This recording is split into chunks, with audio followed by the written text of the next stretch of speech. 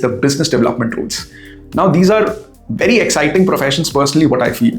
They are related to sales and getting new business in the company. So the strategic opportunities, so-called, are huge to get promoted into a leadership role very fast. They have diverse responsibilities. So from handling the projects to building the products to doing client meetings and getting business in the company.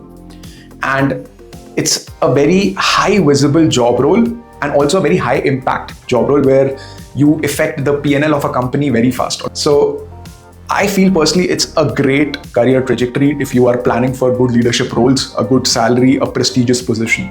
This is the role you should be targeting for. Opportunities in this sector across various fields is enormous. And you learn a lot about multiple businesses. And in many cases, you would get an opportunity to travel to fairs, talk to clients, and you get enormous amount of exposure in this field for selling your products and services to different people. But nevertheless, this profession also comes with cons. First of all, there is enormous performance pressure on you. So you get targets and you would have to fulfill these targets on an annual basis.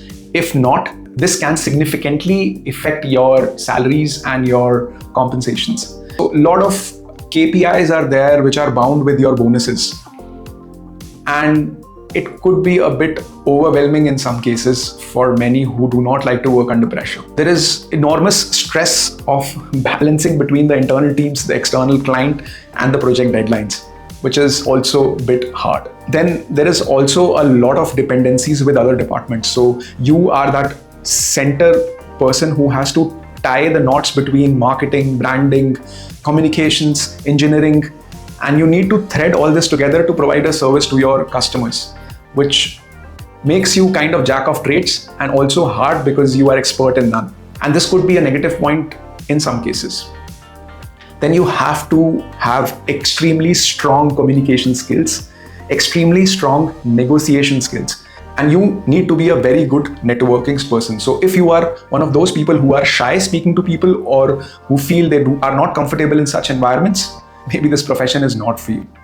And the last but not the least is the linguistics. Since this is a communication-based role, German is in most cases not an option to not learn. You need to know the language. In many cases, you need to know more languages. You have to be multilingual because it could be that your customers are sitting in France or Italy or China, and then either you can speak with them in English or in their language, which is definitely more effective in many cases to convince and negotiate good deals.